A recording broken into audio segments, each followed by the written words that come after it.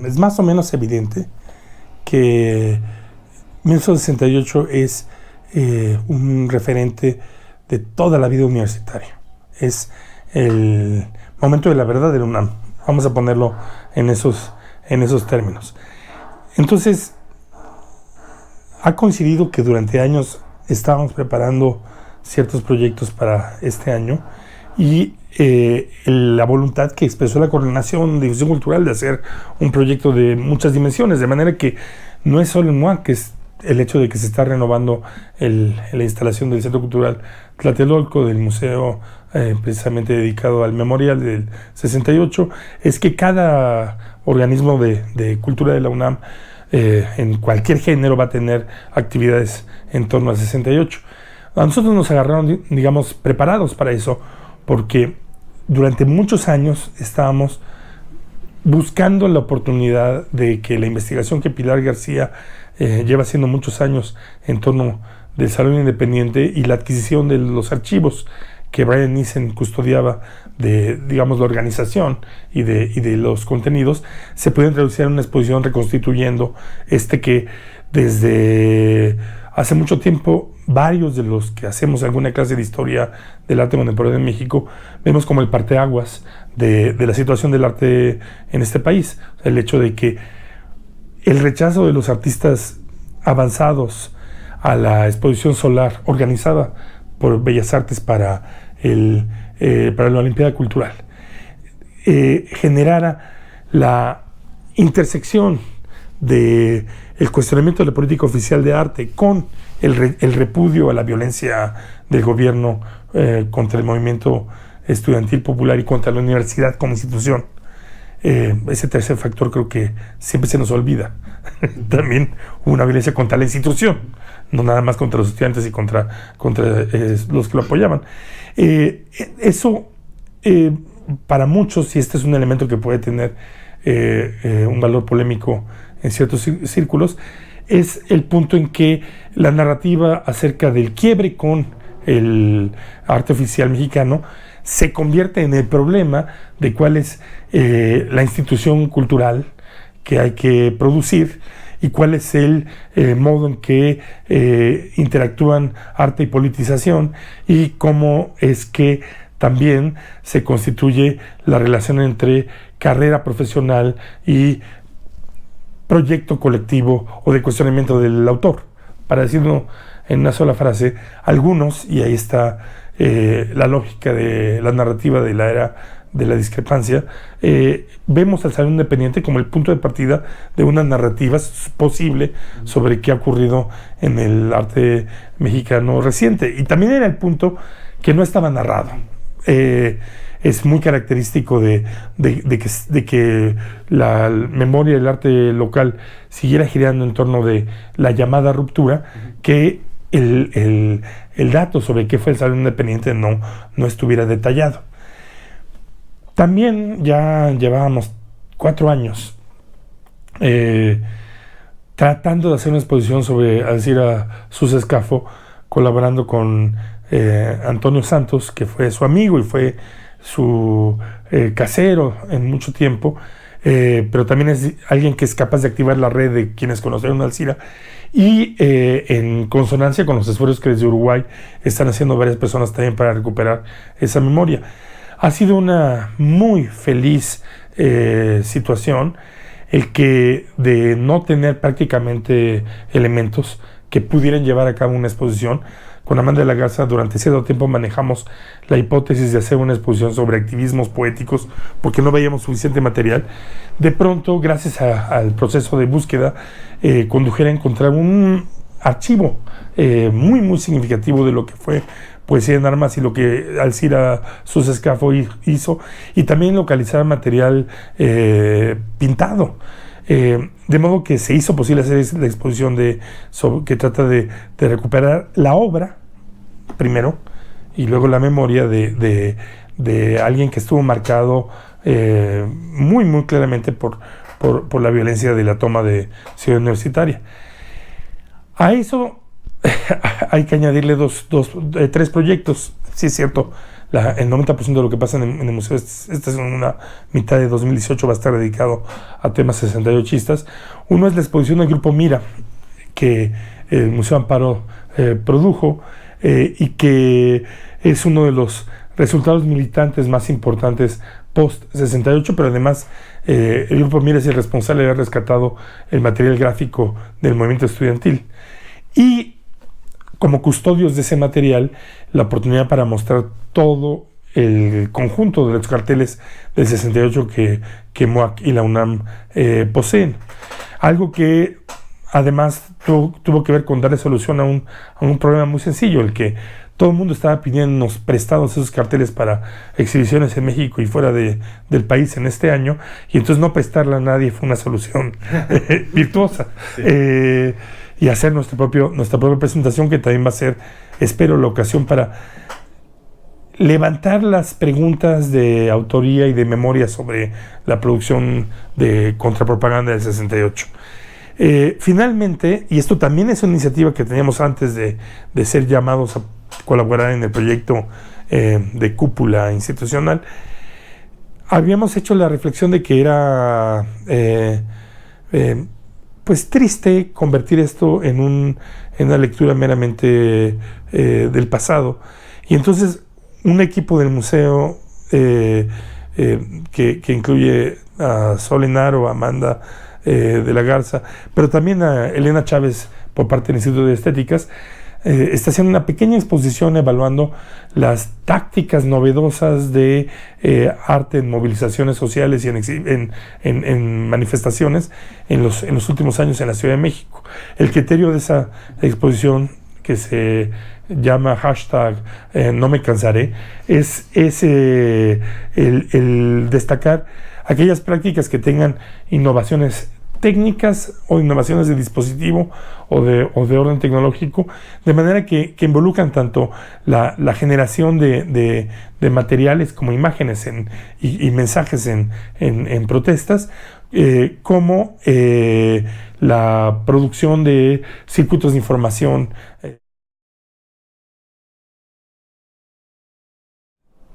Como Svetlana Boym planteó en su maravilloso libro El futuro de la nostalgia, no es posible entender la cultura moderna sin esta enfermedad del querer regresar a una casa que está en el pasado. Honestamente, el discernir sobre los efectos de la nostalgia es la tarea cultural. Combatir la nostalgia es una pataleta modernista inverosímil. El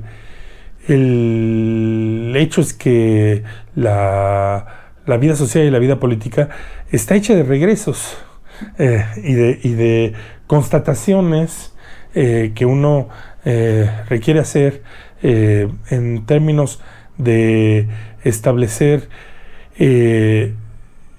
cómo se ve uno frente a aquello que le dio alguna orientación. Es interrogar a los muertos o a los jóvenes, y por otro lado el cómo repensar aquello que pareció en su momento iluminador, y tratar de quizá marcar alguna distancia. El hecho es que historia y nostalgia son dos modalidades del pensamiento que ya no es tan fácil de denigrar como reaccionarias. La cultura contemporánea es una cultura que renegocia los términos de qué significa la memoria y la historia constantemente. Yo además afirmaría que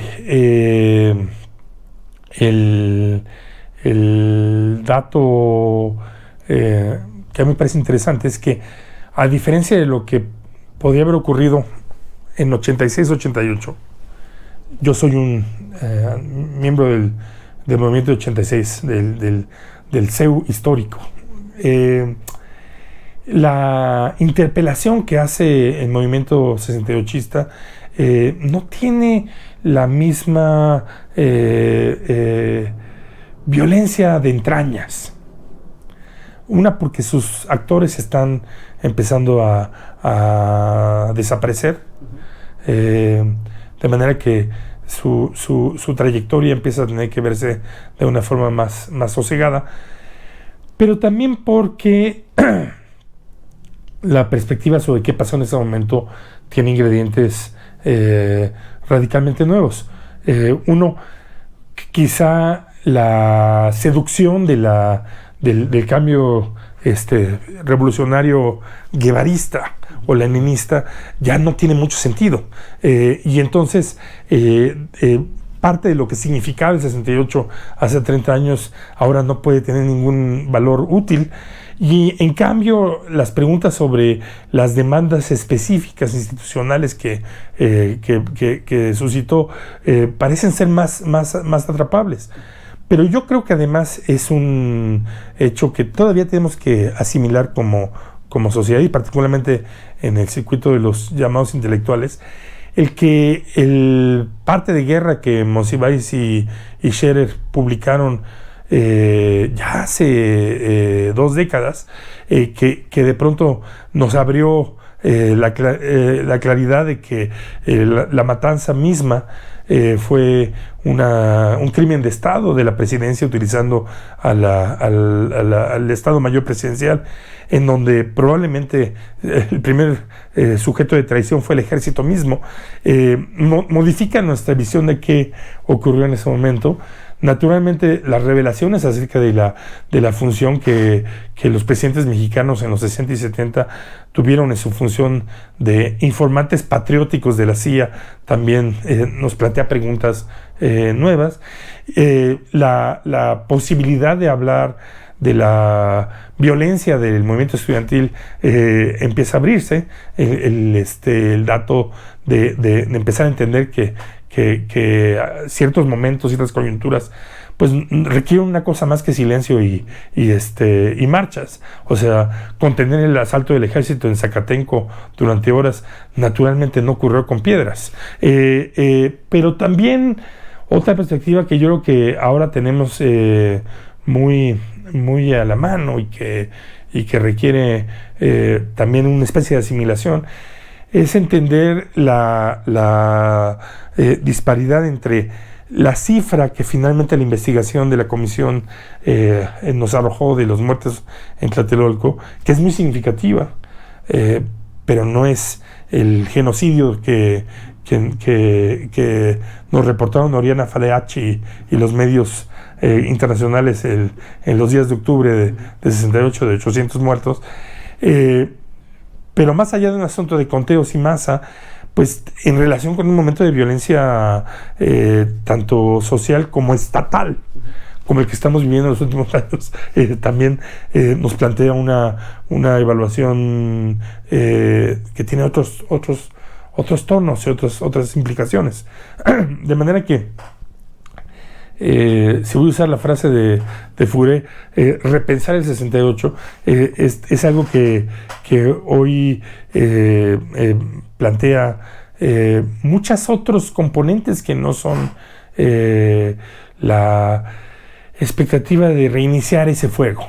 Es algo que yo creo que además va mucho más allá del hecho de que la función del 68 como momento de apertura a la democratización está oficializado y no tiene ni siquiera un rechazo explícito por parte de los herederos del gobierno priista de Díaz Ordaz y Echeverría, ¿no?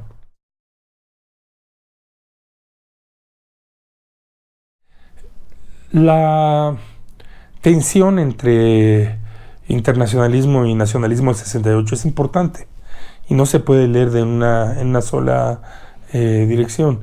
Es muy famoso el cambio de banderas que el movimiento estudiantil llevó a cabo en el momento que la oficialidad empezó a atacarlos por sacar al Che Guevara y a Ho Chi Minh, y que empezaron a enarbolar a Zapata.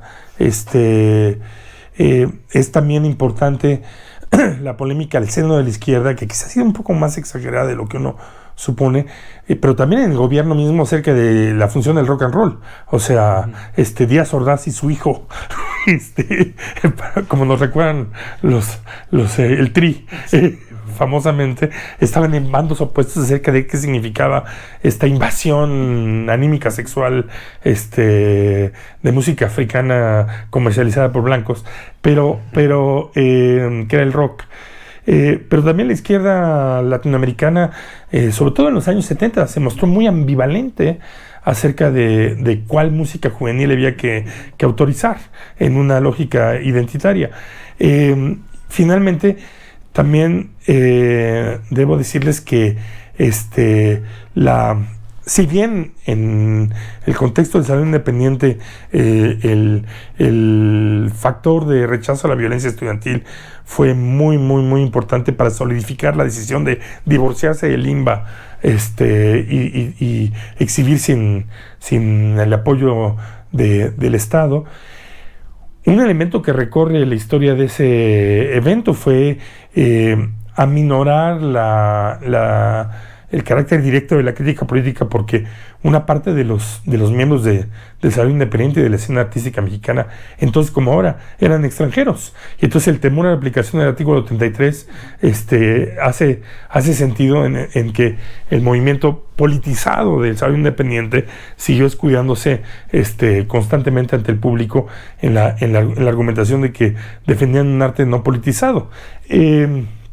Y eso generó un quiebre con respecto de los jóvenes, y que también, la generación que después fueron la generación de los grupos, estuvo dividida entre reivindicar a Siqueiros o plantearse un proyecto de subversión estética global. Debo decirles, para acabar de complicar las cosas, y esto me parece muy importante decirlo siempre que se acerque esta fecha, para algunos el 2 de octubre de 68 no es solamente el día que hubo la matanza de la Plaza de las Tres Culturas, es el día que murió Marcel Duchamp. Es el fin de la vida de un artista, un intelectual, un pensador decisivo para nuestro mobiliario intelectual. Entonces, creo que los únicos que se dieron cuenta de eso fueron Paz y Rojo en este país, porque naturalmente la violencia del gobierno debe haber tomado los encabezados, y no creo que nadie en México registrara en los periódicos que murió Marcel Duchamp. Un poco lo que estoy diciendo es que no creo que yo plantearía las cosas de ninguna manera en esos términos. Me parece muy importante decir que, paradójicamente, en el campo cultural, la Olimpiada Cultural era el intento de poner al día las referencias de la política cultural del Estado, con un proyecto muy avanzado y cosmopolita que incluía desde Ptushenko hasta John Cage, y que el movimiento estudiantil echó a perder. Revender el binarismo nacional cosmopolita que gentes desde Manrique hasta Paz nos vendieron como una especie de relato cultural local, sería algo muy útil para empezar a entender que hay articulaciones mucho más arbitrarias, ambivalentes y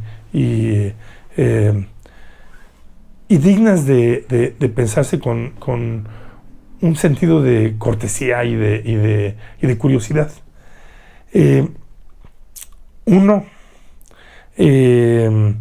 Porque simplemente pensar en eso sigue restituyendo la idea de una defensa contra alguna especie de virus extranjero, o la idea de que nos tenemos que aliar a la invasión extraterrestre para salir del desastre absoluto.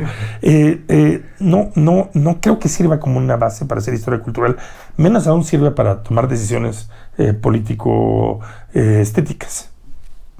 Pero, para ir al detalle en ese momento, un elemento extremadamente importante de la cultura de los años 60, mucho más importante que los aires revolucionarios a nivel cultural, es la manera en que el consumismo, como proyecto subjetivo, transforma una multitud de cosas. Incluso, ya que cito una investigación particular, Jennifer Josten nos ha mostrado con mucha precisión la manera en que el consumismo orienta el trabajo de Geritz e implícitamente el de Barragán, del mismo modo que la estética de Suburbia, que ahora todo el mundo ve como si fuera una especie de acceso místico. Es lo que produce estos conventos rosas azules que a ustedes les gustan. Yo me hago un poquito hacia atrás. Si el consumismo fuera apreciado sin una reacción monjil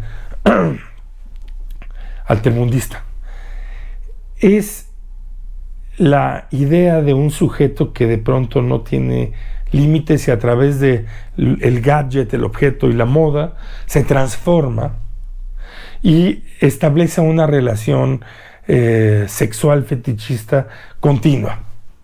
Por supuesto, el otro factor de ese fenómeno es la expectativa de alimentar la economía mediante el mercado y la adquisición y el desecho. El modo en que esto está inmiscuido en las decisiones culturales, arquitectónicas y artísticas de ese momento es algo que todavía tenemos que aquilatar. O sea, yo hace mucho estoy pensando que la figura aquí clave, y voy a hacer una de las posiciones, pero es Mauricio Garcés, o más bien Mauricio Yazbek. O sea, igual que James Bond, tiene la función de vender una sexualidad masculina consumista en la Guerra Fría. Tenemos que ver a Garcés sirviendo ese fin, o sea, al fin de consumir mujeres por un segundo y mantener la idea del paso sexual como algo banal, sin consecuencias, y que esto sea llevado a cabo por el hermano de la familia libanesa que está haciendo las imágenes colorísticas que servían para vender pan Bimbo, y telas para hacer trajes, tiene un significado. Uh-huh. Entonces, para no desviarme del tema, hay un punto en donde la Olimpiada Cultural puede verse como la irrupción de un proyecto posible de cultura para un consumista modernizado en el sur. ¿Sí? Uh-huh. Y esto tenía que ocurrir, es muy interesante, incluyendo el capítulo cultural en la Olimpiada. Por eso necesitabas personajes que políticamente son muy difíciles de categorizar o no, muy difíciles de salvar, como el equipo de Ramírez Vázquez y Trublo, Terrazas. Digo políticamente difíciles de salvar porque presidir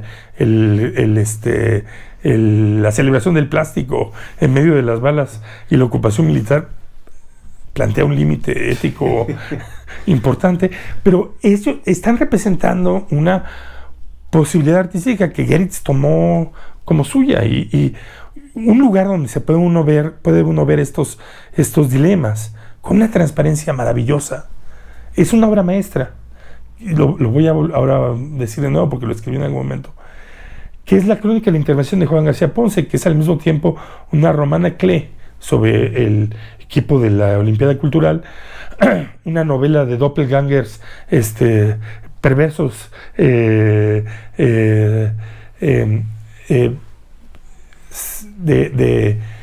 batalianos, klosowskianos, y una crónica sobre el 68. El hecho de que tengamos un producto cultural así, o sea, cuando uno piensa, alguien decía que pensar la República Española dejando fuera Azul de Noche de Bataille es algo que nos sitúa en el no aceptar que la cultura tiene una complejidad y una hondura y una superficialidad propiamente embriagadora. El no aceptar que el perverso de García Ponce es un chiste importante, tiene el mismo efecto. Segundo, perdón, esa fue una larga porque creo que es una parte importante.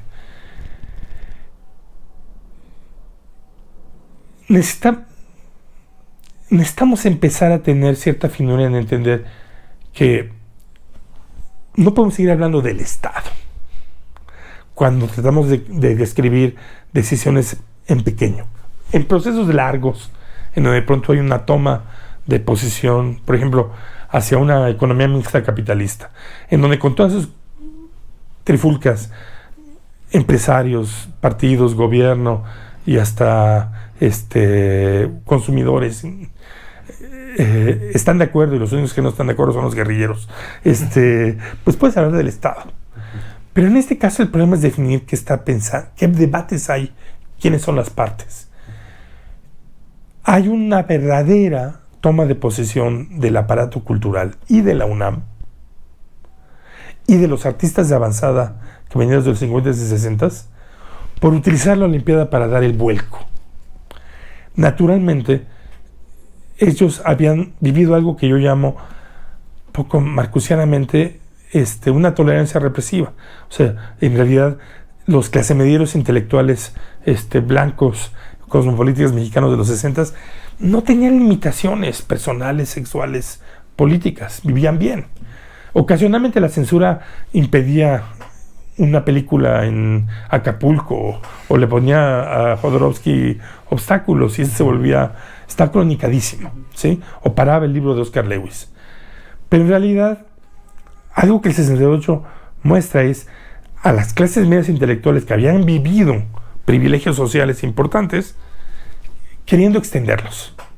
Y por eso la furia del aparato de control, porque dice cómo los beneficiarios del desarrollismo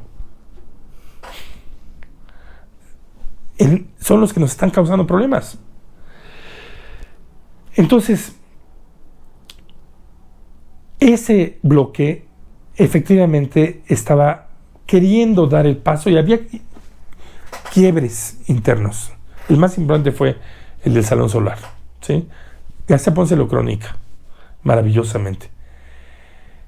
Después del 68, la alternativa, pero es que no podemos olvidarla, no es internacionalismo y cosmopolitanismo. La alternativa que se ofrece es revolución guevarista latinoamericana, autosacrificial, con tintes católicos subversivos, contra pugna por la democratización burguesa y la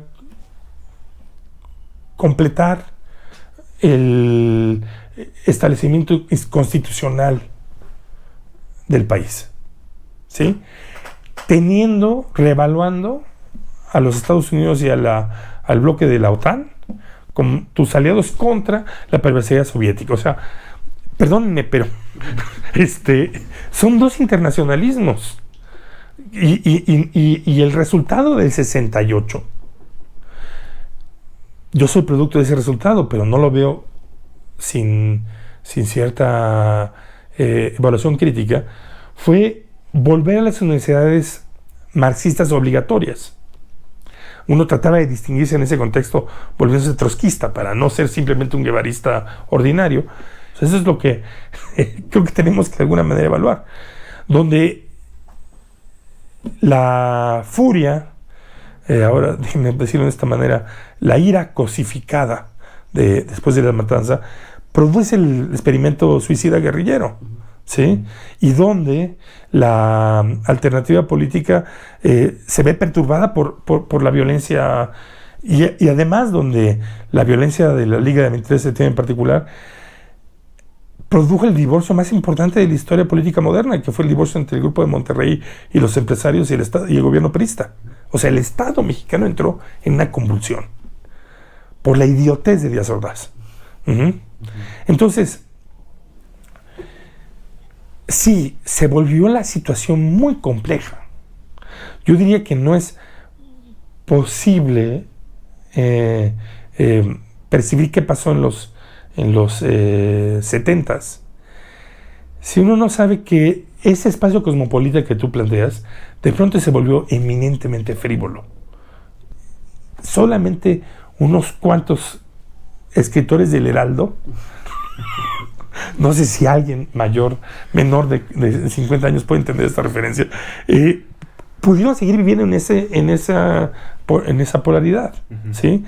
De pronto tienes estos grandes reacomodos en donde era perfectamente posible defender a la Revolución Cubana y verte como un cosmopolita en 65.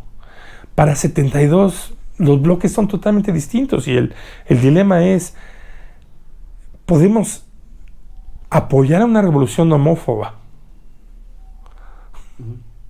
solamente porque lo que sucede con el prismo es intolerable? O sea, lo que trato de escribirles es que la confusión que producen la violencia de la Guerra Fría de los años 70 a nivel cultural, personal, afectivo, tienen grados múltiples. Incluso la confusión de los aparatos de gobierno de pasar de la represión selectiva a la violencia gangsteril ordinaria, ¿sí? Entonces, yo diría que no puede plantearse esa continuidad. Que los dilemas se volvieron otros. Lo que yo siento es que, sin embargo, el haber mantenido esa tensión nacional cosmopolita no le aclaró a nadie nada en 71 a 76, salvo ponerse guayabera y tomar agua de horchata.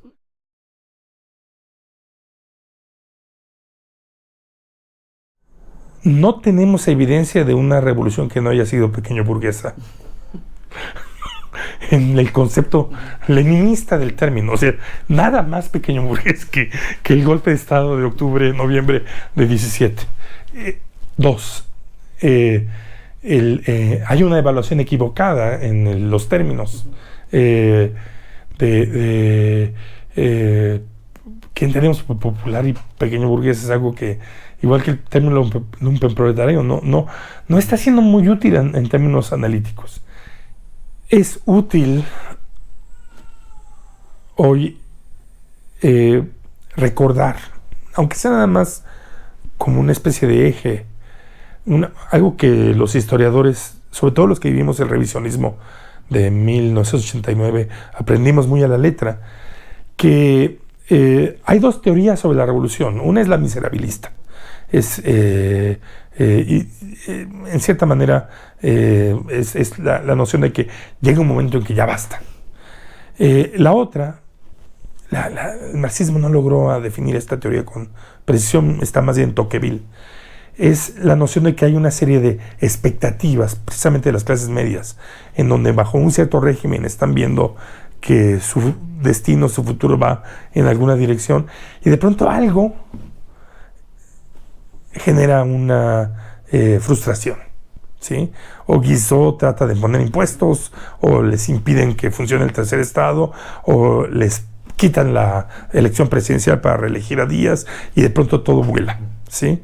O sea, si vamos a distinguir, decir cómo se produce un estallido social que pone en peligro al aparato político, pareciera que la teoría tocquevilliana es un poco más útil. Pero perdón, yo sé que todo esto está construido académicamente, no tengo alternativa más que plantear que una tarea interesante sería pasar, ya sabemos que no hay revolución, sí sabemos que históricamente hay revoluciones, empezar a ver que las revoluciones significaron articulaciones pequeño burguesa de masas, y que ese es su significado, ¿sí? Ninguna de ellas funciona de acuerdo a ningún programa. El lugar común que propaló Rius, de que la diferencia entre Madero y Lenin es que Madero no tenía programa, va en favor de Madero. Lenin no tenía un programa útil, inventó un programa que no se aplicó. Pero quizá el fondo de tu pregunta es que, aunque este año están muchas perspectivas celebrando la herencia del 68, a algunos, a la academia y al campo cultural, nos toca hacer dos cosas. Uno, repensar el 68, y la otra es excavar las conexiones entre pasado y presente que pueden volverse promisorias. Eso digamos que es la tarea cultural menos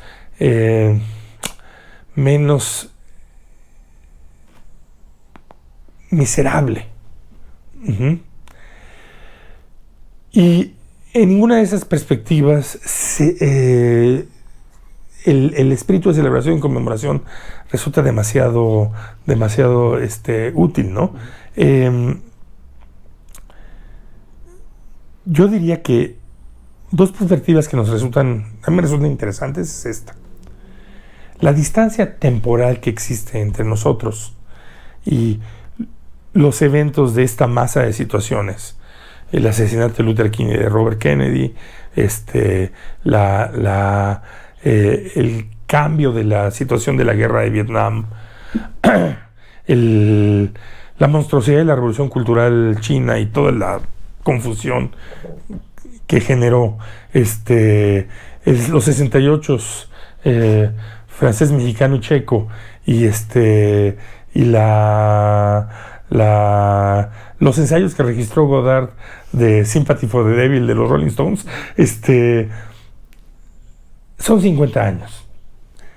Es la distancia que había entre el 68 y la toma del poder bolchevique, el asesinato de Carranza o la Constitución mexicana, la crisis de salud que fue la influencia española y el fin de la Primera Guerra Mundial. Esa es la distancia histórica, ¿sí? También quiero recordarte que un esfuerzo que hicimos pro AIMOAC fue reunir el trabajo que Leandro Katz hizo durante años en torno a la evidencia fotográfica de la muerte del Che Guevara. Estamos hablando de lo que ahora es propiamente historia, ¿sí? Naturalmente es en el horizonte también de la proyección de legitimidad. Entonces va a ser el lugar donde se ubique también la elaboración de alguna clase de crítica y de plataforma. Ciertamente, lo que cosmopolitismo significaba a mediados de los 60, es decir, concepción del campo cultural de élite, de la alta cultura como un campo internacional sin distingos, lo cual era una ingenuidad. Pre-crítica de la geopolítica de la cultura. Adhesión al placer y el deseo consumista, a la belleza del deseo consumista, ¿sí? Yo voy a celebrar la belleza del deseo consumista de ese momento. No es lo mismo que la pregunta de cómo se enfrentan las sociedades al hecho material de la globalización. La decisión de ser hoy un cosmopolita es un poco el problema del nihilismo nietzscheano. O sea, no se puede dejar de ser cosmopolita, nada más hay formas de nihilismo activo y nihilismo pasivo y de formaciones reactivas. Todo el mundo es un cosmopolita. Hay unos que se inventan el cuento de que siguen siendo americanos, y son peligrosísimos, o que siguen siendo mexicanos y pues son un poquito menos peligrosos, pero también son un poquito tristes. Entonces, sí, yo siento que son cosas distintas, porque la noción de cosmopolitismo implicaba esta como identificación con el proyecto estoico de salir de la aldea de la polis, para volverse capaz de absorber un mundo helénico amplio. Es, digamos, que la metáfora que estaba activada en esa cosmopolis. Y en cambio, la globalización es ante todo la pregunta de cómo negociamos entre ser víctimas y ser beneficiarios de la extensión del capital como habilitador del mundo y de la capacidad de desplazar velozmente los capitales mediante el aparato financiero sin que radiquen en ningún espacio. Y por tanto la crisis de que al mismo tiempo tienes estados que están controlando las fronteras para impedir la movilización del trabajo y de las personas. Entonces, sí, romper las fronteras en 68 a lo mejor era optar por leer a Luard y no solamente a López Velarde. Hoy significaría borrar la frontera en el Petén, trabajar para generar mecanismos de policía y de constitución latinoamericanos,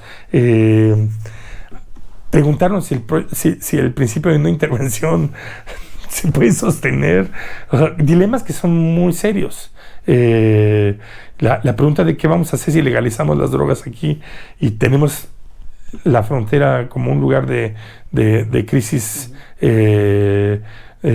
dinamizada por el nuevo consumismo, que es el consumismo de las sustancias.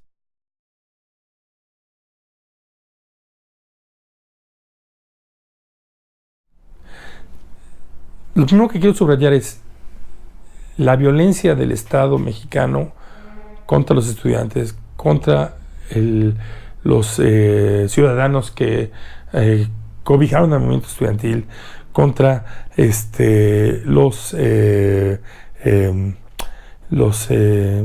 con el proyecto democrático de las distintas universidades. Fue también una agresión directa contra la institución de autonomía. Y Javier Esbarro Sierra representa la defensa de la autonomía, pero también la decisión absolutamente genial de la Junta de Gobierno de rechazarle la renuncia.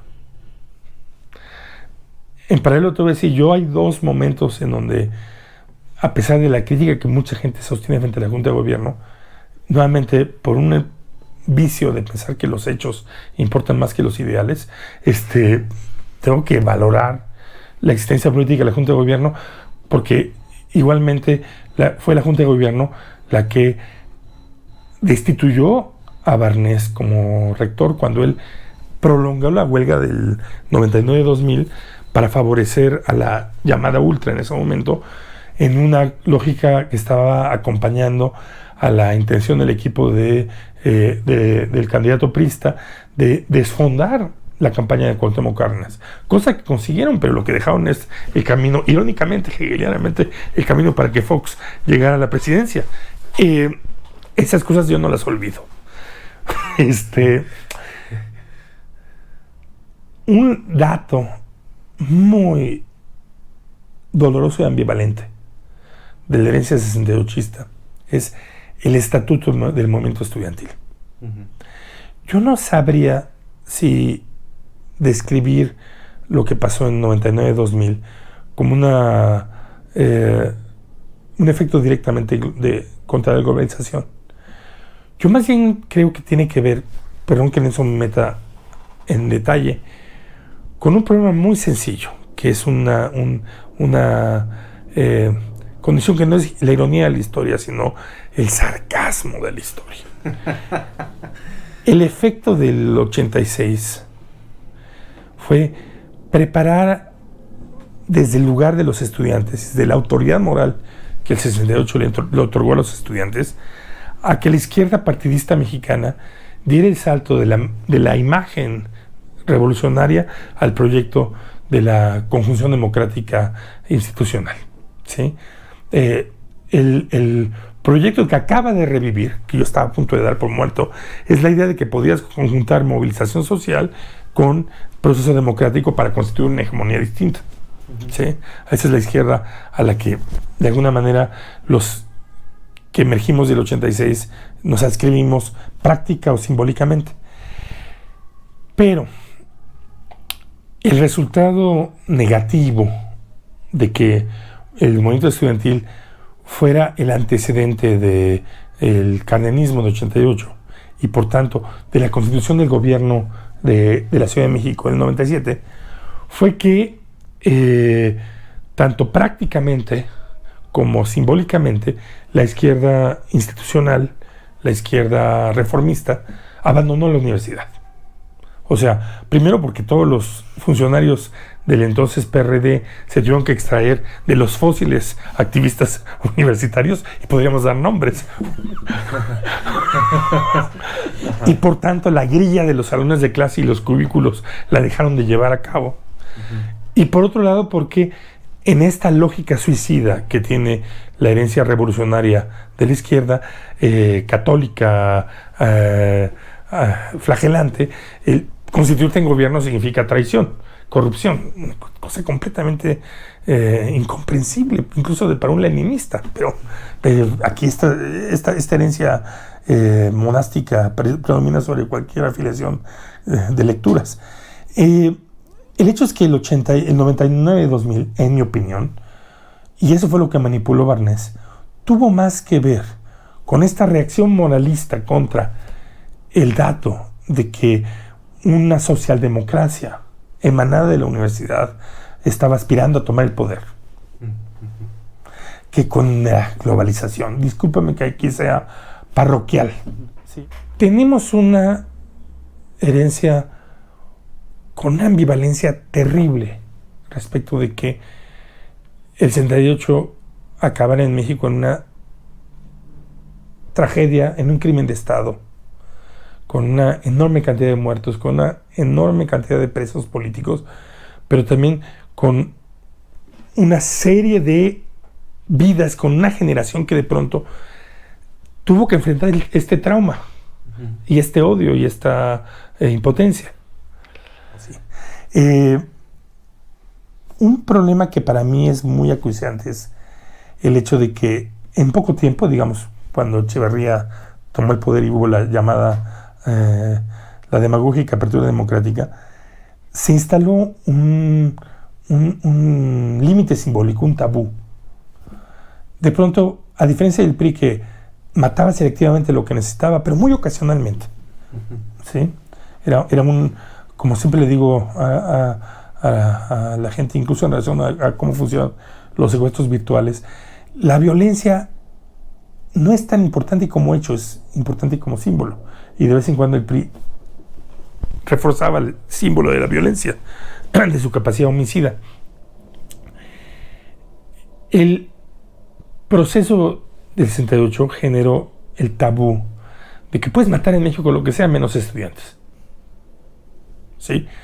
Quienes nos movilizamos en el 86 vivimos, algunos con más gusto y habilidad que yo, otros muy neuróticos y aterrados, la amenaza de que nos cayera el ejército y tomaran Seúl. Y esa era la carta de negociación que Ruiz Massieu y compañía enarbolaban contra el movimiento estudiantil. La idea de que iban a llegar los tanques. ¿Sí? Y como participante de ese momento les puedo decir que algunos no dormíamos con esta idea. ¿Sí? Yo no dormía con esa idea. En 99-2000, me parece, el elemento que regresó fue esta duda que uno puede ver a José Revueltas combatiendo en sus textos de México 68, Juventud y Revolución, de transformar lo que es una batalla sobre las reglas de la universidad en un movimiento revolucionario, ¿sí? En algo que era una lucha contra el gobierno.